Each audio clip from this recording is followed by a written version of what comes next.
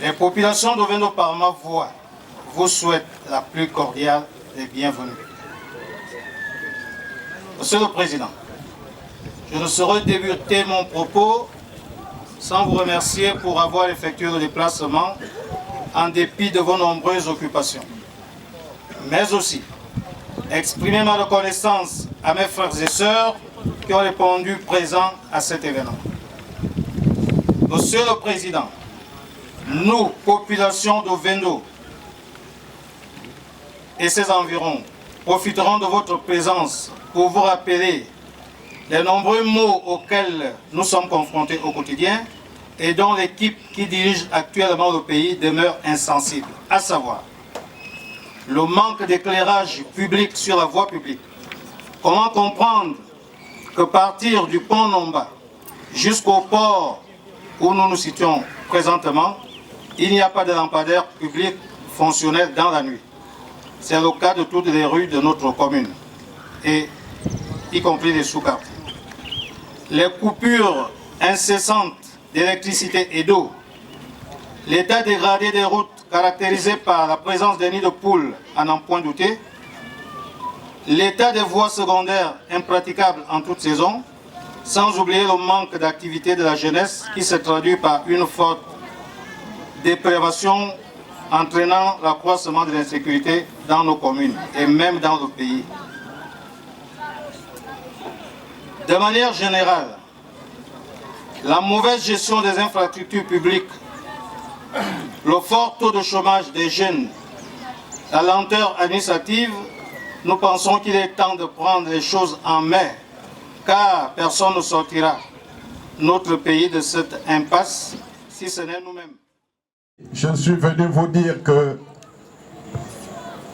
nous devons voir le bout du tunnel très bientôt.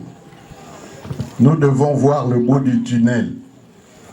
Nous avons une élection présidentielle qui arrive.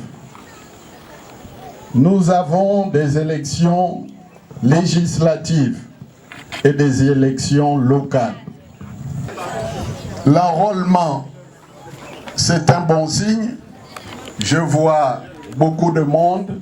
D'abord, ils ont dit on va revenir de 45 à 30 jours. Et le même gouvernement maintenant nous dit non, 30 jours, ça ne suffit pas. On va rajouter encore combien de jours? 3 jours. Alors, est-ce que c'est sérieux ça? Hein? On était à 45 jours, on revient à 30 jours, et quand on fait 30 jours, on se rend compte que ça ne suffit pas, et on décide comme ça, 3 jours, à la tête du client.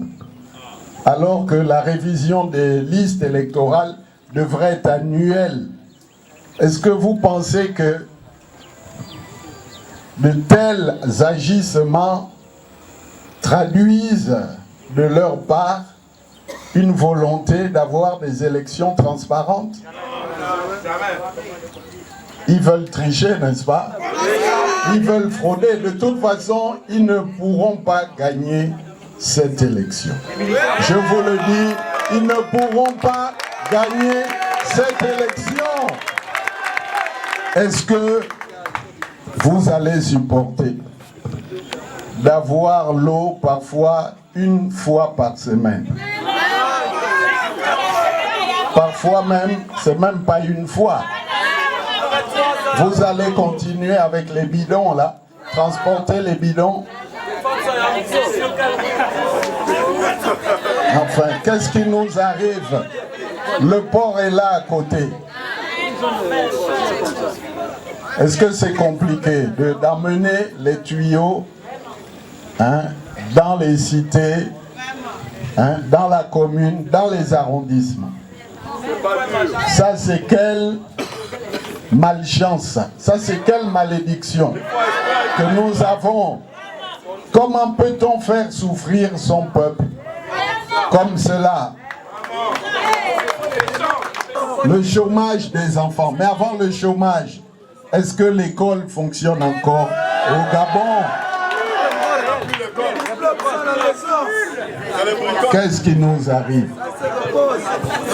On va de grève en grève. L'université, est-ce que ça existe encore? Avant de construire d'autres universités. Et à chaque fois, c'est des promesses. On nous promet qu'on va donner son héritage. On va donner ceci. Vous avez vu ça où? Hein, c'est la moquerie.